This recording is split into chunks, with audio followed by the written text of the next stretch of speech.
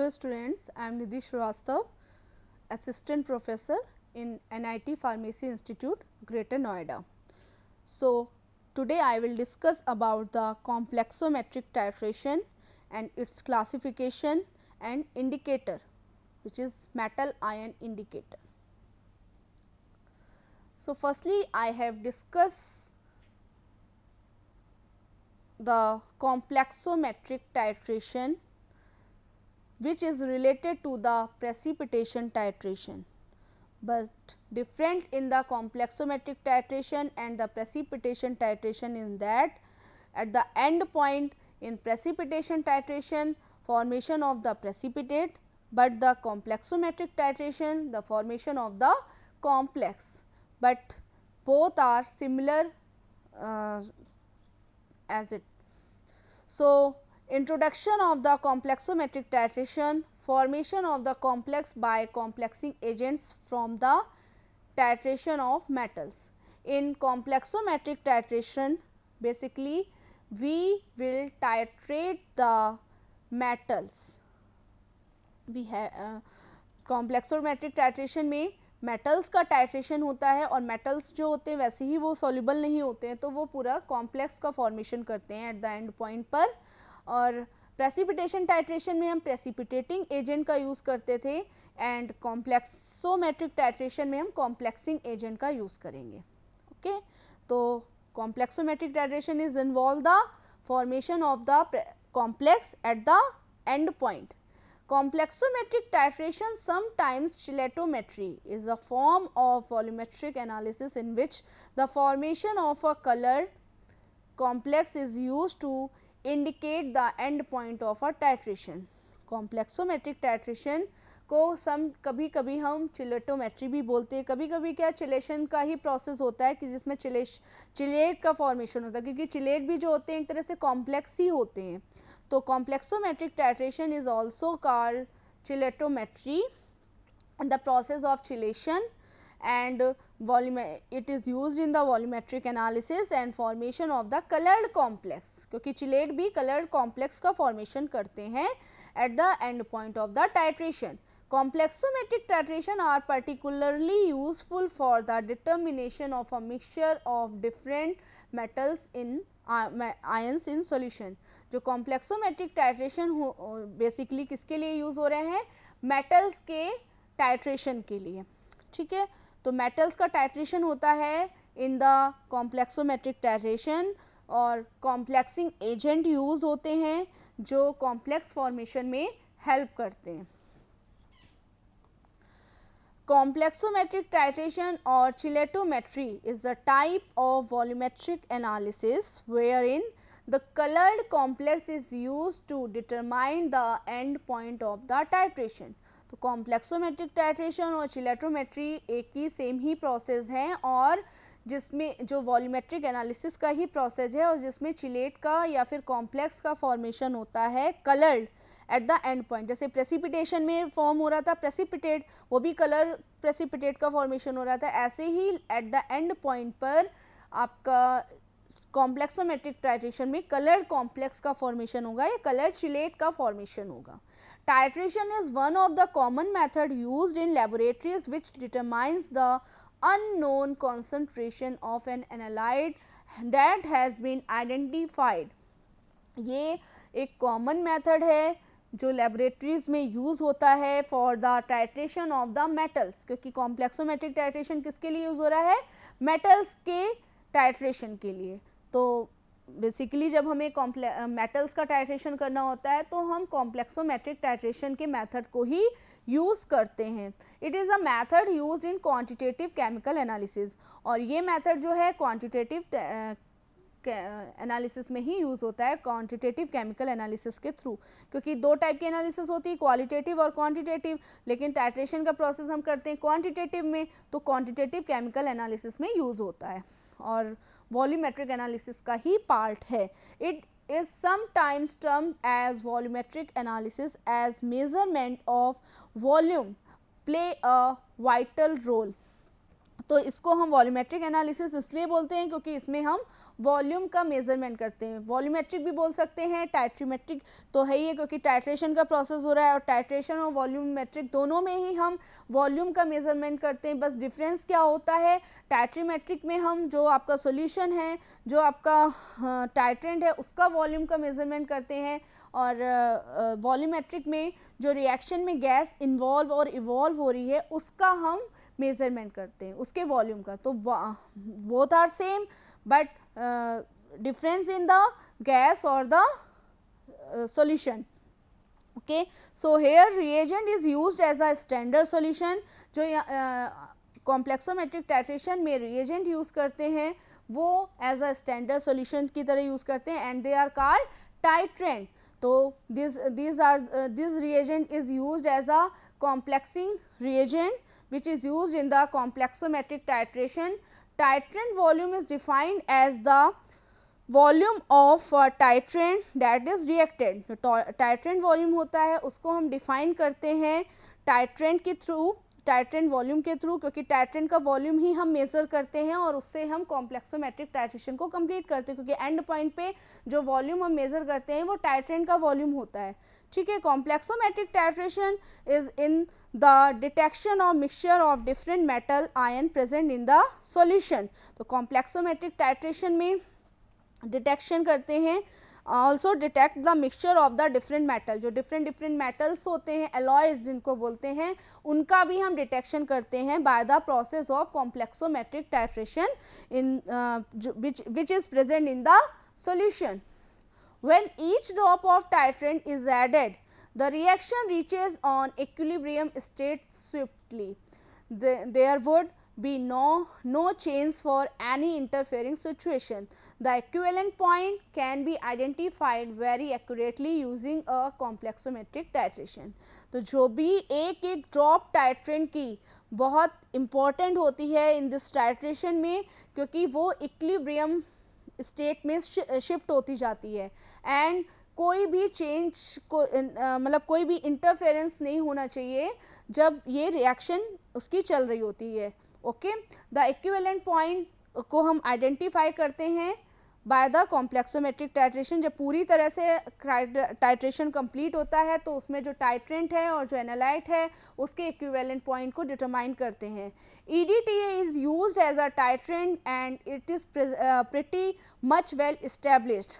In this titration, in this complexometric titration, EDTA is used basically because EDTA is the one more stronger chelating agent and complexing agent. जो EDTA है वो basically आपका सबसे अच्छा chelating agent होता है और कॉम्प्लेक्सिंग एजेंट होता है, इसीलिए EDTA को ही हम मतलब प्रेफर करते हैं कॉम्प्लेक्सोमेट्रिक टाइट्रेशन में एज अ टाइट्रेंट की तरह. जैसे AgNO3 को हमने यूज़ किया था प्रेसिपिटेशन टाइट्रेशन में, क्योंकि AgNO3 is the stronger precipitating agent, ऐसे ही EDTA भी स्ट्रॉन्गर प्रेसिपिटेटिंग कॉम्प्लेक्सिंग एजेंट होता है और चिलेटिंग एजेंट होता है. तो चिलेटोमेट्री और कॉम्प्लेक्सोमेट्री दोनों में ही इसका अच्छा वर्क होता है. What is complexation? It is a process of formation of complex chemical species by coordination of group of atoms which are called as ligands to a central ion which is a metal ion. तो complex एक तरह से chemical formation of a complex का process है जिसमें complex का formation होता है किसी भी केमिकल स्पीसीज का by the coordination of the atom. Atoms के कोऑर्डिनेशन, यहाँ पे कोऑर्डिनेट बॉन्ड भी फॉर्म होते हैं, अभी आगे बताएंगे जब हम लिगैंड्स देखेंगे, और इसको हम लिगैंड्स बोलते हैं at a central ion which a metal ion. फिर इसके बाद हम देखते हैं चिलेट क्या होते हैं. What is chelate? It is a molecular structure where a heterocyclic ring is formed by the unshared electron of neighbouring atom. Chelate is a molecular structure of जहाँ पर जिसमें हेट्रोसाइक्लिक रिंग होती है, फॉर्म होती है, और अनसैचुरेटेड अनशेयर्ड इलेक्ट्रॉन्स होते हैं. Chelating agent, it is an organic compound where the atom form more than one coordinate bond with metal in solution. Chelating agent या कॉम्प्लेक्सिंग एजेंट जो होते हैं वो मेटल के साथ कोऑर्डिनेट बॉन्ड बनाते हैं जब रिएक्शन कंप्लीट होती है सॉल्यूशन के साथ. क्लासिफिकेशन ऑफ लिगैंड, लिगैंड जो होते हैं वो आपके चिलेटिंग एजेंट होते हैं और आपके कॉम्प्लेक्सिंग एजेंट होते हैं, मतलब ligands is also called chelating agent और कॉम्प्लेक्सिंग एजेंट। तो based on the number of points of the attachment of the metal ion, it has 3 types. जो चिलेटिंग एजेंट है या जो लिगैंड्स हैं, according to the joint of the attachment with the metal ion, it has 3 types: monodentate, bidentate or multidentate. Monodentate ligands mean it attached to the one point of the metal ion. The NH3 is the monodentate ligand, that is the ligand is bound to the metal ion at only one point by the donation of a lone pair of electrons to the metal ion. It forms the complex with the cupric ion according to the equation. तो यहाँ हम एक general example देखेंगे। Cupric ion है और NH3 ammine, it forms a cupric ammine, और यहाँ इनके बीच में जो बॉन्ड होगा वो कोऑर्डिनेट बॉन्ड होगा, क्योंकि यहाँ कोऑर्डिनेट बॉन्ड का मतलब है कि जो दूसरा एक आयन जो होगा वो पूरी तरह से अपने लोन पेयर ऑफ इलेक्ट्रॉन को दूसरे पे मतलब पूरी तरह से डोनेट कर देगा, तो इसी वजह से कोऑर्डिनेट बॉन्ड बनेगा। और एक ही पॉइंट पर जो अमीन होगा वो एक ही पॉइंट पर मेटल से बाइंड होगा। कॉपर क्या है, एज अ मेटल है, और अमीन क्या है, चिलेटिंग एजेंट है या कॉम्प्लेक्सिंग एजेंट है, जो अमीन जो मेटल के एक पॉइंट से बाइंड होगा और बाइंड होकर कोऑर्डिनेट बॉन्ड बना लेगा और कॉम्प्लेक्सिमेट्रिक टाइट्रेशन करेगा। Then bidentate ligand, when the ligands has 2 atoms having the lone pair of electrons। अब यहाँ पे 2 पॉइंट से बाइंड होता है, तो यहाँ 2 lone pair of electron attach होंगे, मतलब गिवन करेगा जो लिगैंड होगा। Then the ligand is bound to the metal ion at 2 points to form 2 coordinate bond with the metal ion. For example ethylene diamine, तो ethylene diamine as a bidentate ligand use होगा, जो metal ion के साथ जो भी metals हैं उसके 2 point पे बाइंड करके कोऑर्डिनेट बॉन्ड का फॉर्मेशन करेगा with the donation of the 2 lone pair of electron. Next multidentate ligand, multidentate ligand, these ligands contain more than 2 coordinate atom per molecule। The ethylene diamine tetraacetic acid means EDTA has 2 donor nitrogen atoms and 4 donor oxygen atom in the molecule can be hexadentate। तो सबसे main example हमने इसीलिए बोला कि complexing agent में हम EDTA use करते हैं, क्योंकि EDTA is a hexadentate ligand, और इसकी जो प्रेफर करने की क्वालिटी ये है कि इसमें 2 डोनर नाइट्रोजन एटम होते हैं एंड 4 डोनर ऑक्सीजन एटम होते हैं, और मल्टीडेंटेट लिगैंड की तरह वर्क करता है, मतलब 6 पॉइंट पे मेटल से बाइंड हो जाता है और हेक्साडेंटेट लिगैंड की तरह वर्क करता है। इसलिए चिलेटिंग एजेंट या कॉम्प्लेक्सिंग एजेंट की तरह हम EDTA को प्रेफर करते हैं।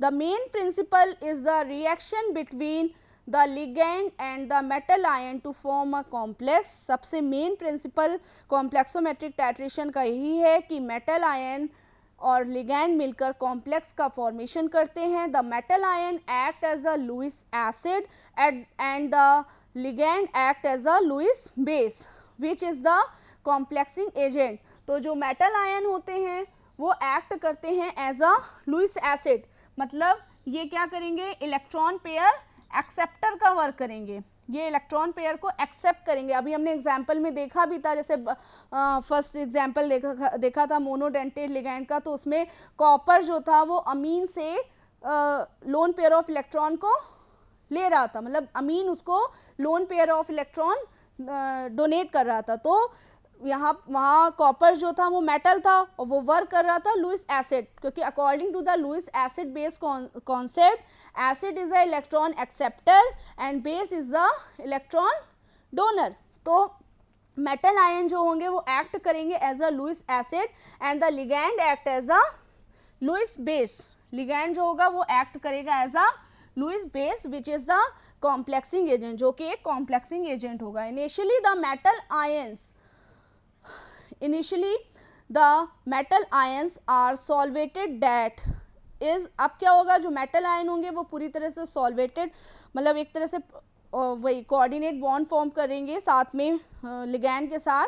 दे are dissolve in the appropriate solvent and then these solvent ions are replaced by the ions or other solvent molecules to form the complex.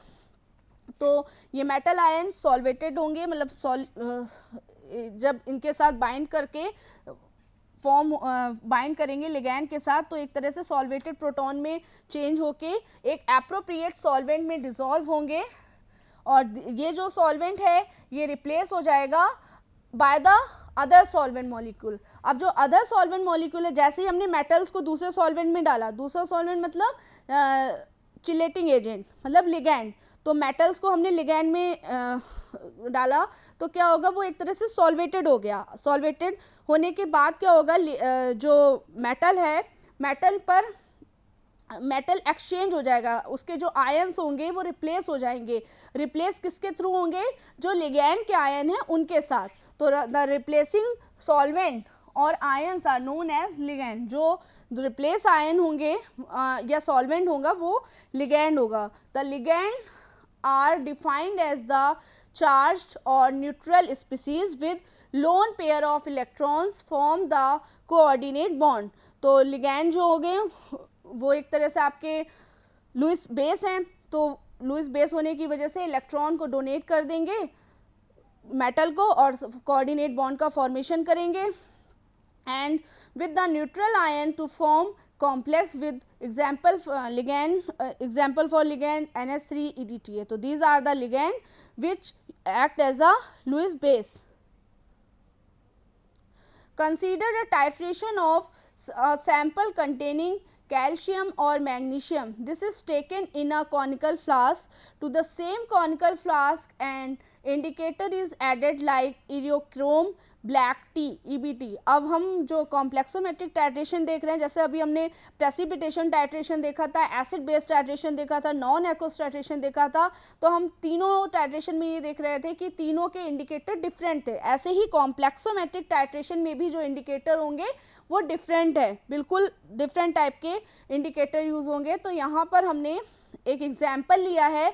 अब इसमें हमने दो लिए हैं मेटल्स, कैल्शियम और मैग्नीशियम, और इसको हमने कॉनिकल फ्लास्क में लिया हुआ है एंड ऐड किया है उसमें इंडिकेटर जिसका नाम है eriochrome black T. EBT is a short form, also called as मॉडर्न ब्लैक सेकेंड. या तो इसको हम इरियोक्रोम ब्लैक टी बोल सकते हैं या इसको मॉडर्न ब्लैक सेकेंड बोल सकते हैं, और सोलोक्रोम ब्लैक टी भी हम बोल सकते हैं. ठीक है, तो this is the indicator which is use in the complexometric titration.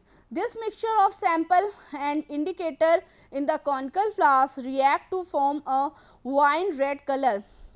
ये जो मिक्सचर होगा सैंपल का, जब मिक्सचर इंडिकेटर और आपका मेटल दोनों एक दूसरे से रिएक्ट करेंगे तो रिएक्ट करके वाइन रेड कलर के कॉम्प्लेक्स का फॉर्मेशन करेंगे. मतलब कॉम्प्लेक्स तो होगा ही मेटल्स की वजह से, साथ में वाइन रेड कलर आएगा इंडिकेटर की वजह से. दिस मिक्सचर अब इसका हम टाइट्रेशन स्टार्ट करेंगे. This mixture is then titrated with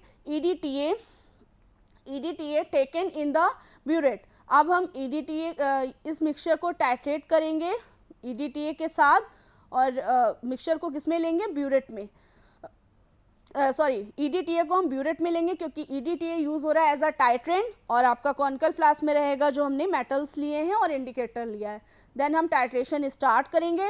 when the titration continues the EDTA will react with mixture in the conical flask to form the complex with the calcium और magnesium, and the indicator that is EBT will be in the free form while the titration continues. उसके बाद क्या होगा, जब titration start हो जाएगा तो titration start होने के बाद EDTA जो है वो मिक्सचर जो है कैल्शियम और मैग्नीशियम और साथ ही साथ इंडिकेटर का, उनके साथ एक कॉम्प्लेक्स का फॉर्मेशन करेगा.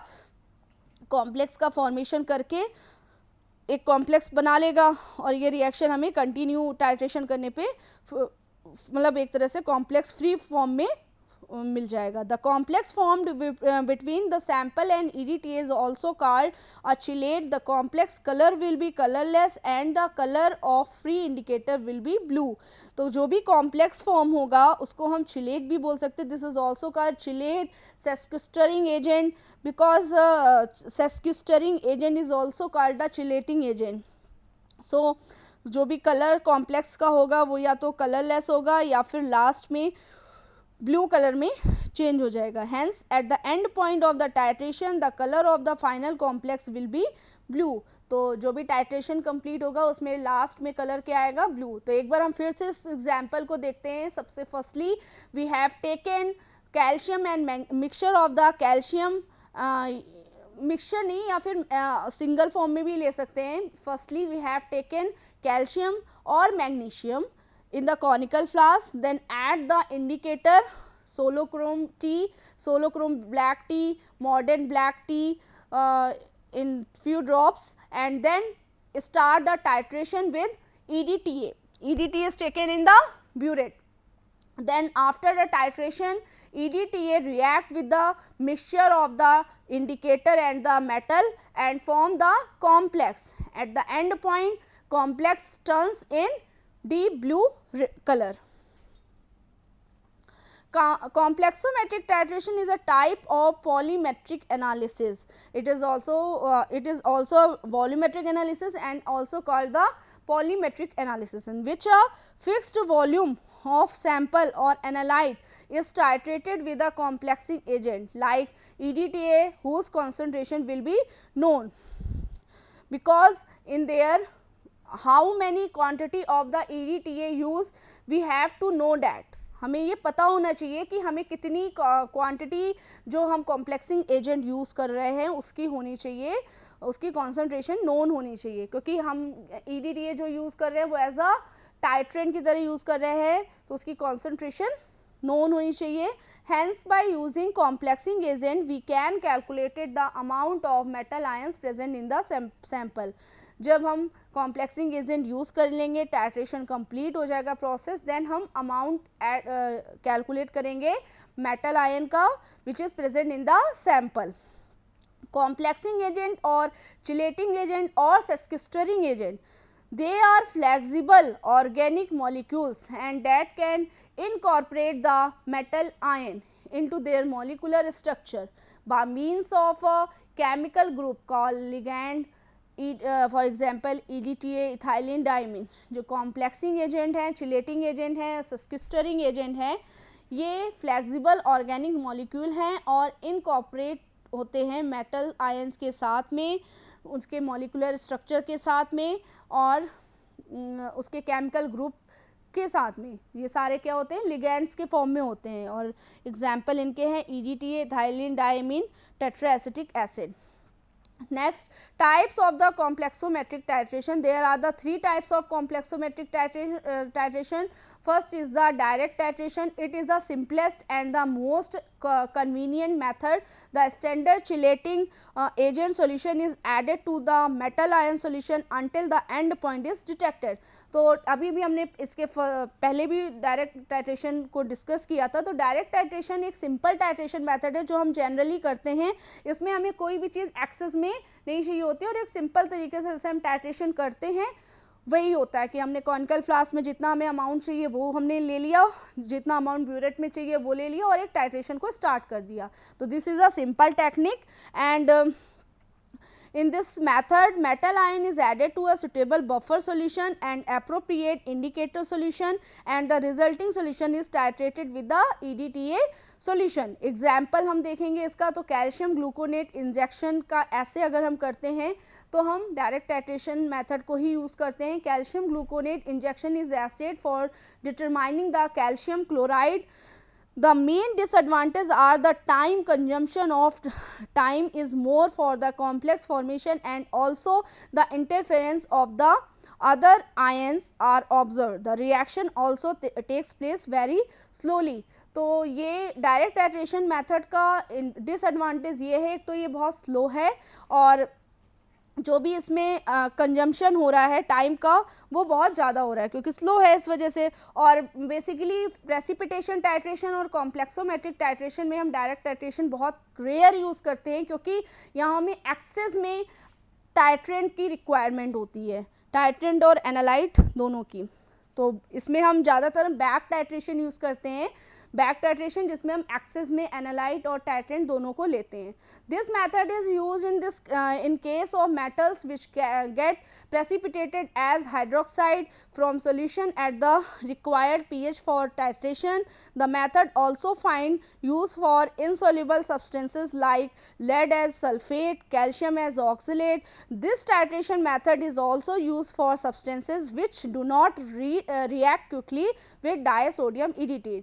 तो ये मेथड हम तभी यूज़ करते हैं जब हम कॉम्प्लेक्सोमेट्रिक या फिर प्रेसिपिटेशन टाइट्रेशन यूज़ करते हैं, जहाँ पर जो टाइट्रेंट और एनालाइट है उनकी रिएक्शन ईजिली नहीं होती है, और ईजिली रिएक्शन नहीं होगी तो एंड पॉइंट ही नहीं डिटेक्ट होगा। तो इसके लिए हमें बैक टाइट्रेशन, क्योंकि इसमें हमें एक्सेस में अमाउंट की रिक्वायरमेंट होती है, क्योंकि एंड पॉइंट नहीं आने की वजह से हमने एक बार ब्यूरेट फिल करी, वो पूरी यूज़ हो गई, देन हमने फिर करी, तो हम बार बार तो टाइट्रेंट प्रिपेयर नहीं करेंगे या एनालाइट प्रिपेयर नहीं करेंगे, तो हमें एक्सेस में चाहिए होता है, इसीलिए इसको हम बैक टाइट्रेशन बोलते हैं।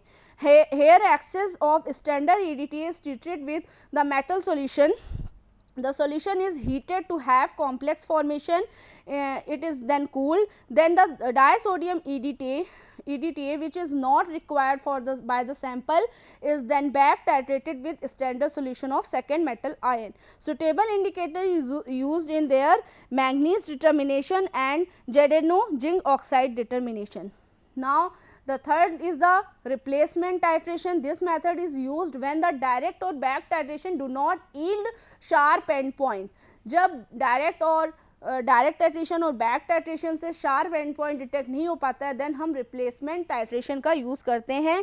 By name itself it indicates the displacement of the metal ion with other metal ion take place in this method, but it does not give the sharp end point. यहाँ पर क्या होता है, metal जो होते हैं उसको हम रिप्लेस कर देते हैं अदर मेथड के थ्रू। जैसे कि एग्जांपल है मैंगनीज लिया है, मैंगनीज के साथ मैग्नीशियम EDT, मतलब EDTA हमने अकेले सिंगल नहीं लिया, EDT के साथ भी एक मेटल ले रखा है। अब ये मेटल जो होगा ये रिएक्ट करके मैग्नीशियम अलग हो जाएगा और मैंगनीज जो होगा वो EDTA के साथ कॉम्प्लेक्स बना लेगा। तो this is the replacement metal. यहाँ हमने मैंगनीज को मैग्नीशियम से रिप्लेस कर दिया। Here the manganese is displaced by the magnesium ion from the MgEDTA solution. तो इसमें हमने EDTA भी सिंगल नहीं लिया, EDTA को हमने एज अ कॉम्प्लेक्स के फॉर्म में ही पहले से ले रखा है, क्योंकि ये मैग्नीशियम के साथ में है। Mg metal is then directly titrated with the standard EDTA solution. This displacement takes place because the manganese forms a more stable complex with EDTA. This method is used for the determination of the calcium, lead and mercury. Last में indirect method is called alkalimetry titration method, और यहाँ पर here protons from disodium EDTA are displaced by heavy metal. ये भी एक तरह से displacement method है, और इसमें जो आपका हैवी मेटल के थ्रू डायसोडियम EDTA डिस्प्लेस हो जाता है। तो यहाँ देख रहे हैं ये यूज़ होता है बारबीचूरेट के लिए। बारबीचूरेट की रिएक्शन होती है EDTA के साथ, और लास्ट में ये कोई रिएक्शन नहीं दे पाता है। तो this is the alkalimetry titration. Metal ion indicator. अब हम देखेंगे which indicator used in the complexometric titration. So complexometric titration is also called indicator is also called the metal ion indicator, क्योंकि यहाँ इसमें metals ions present होते हैं. It is also called the PM indicator. Indicators are the auxiliary substances added from the outside to the analyte solution, upon using which the end point can be detected. The end point is indicated by the change in the color of the analyte solution. The color change takes place after the indicator binds to the metal ion. The most common technique to identify the end point is EDTA titration is used to the metal ion indicator. तो indicator के लिए क्या क्या requirement होनी चाहिए? Should be chemically stable, dye metal complex form should be a equal ratio. Color of the indicator should be differ from the color of the metal ion. It should be selective. It should be compete with the EDTA. इसमें examples हैं metal ion indicator के EBT, xylenol orange, murexide, eriochrome black T, solochrome black T जो अभी हमने पहले देखा था. तो ये सारे एग्जाम्पल्स हैं मेटल आयन इंडिकेटर के. इन्हें मेटल आयन इंडिकेटर इसीलिए बोलते हैं क्योंकि ये मेटल के टाइट्रेशन में यूज़ होते हैं. Thank you.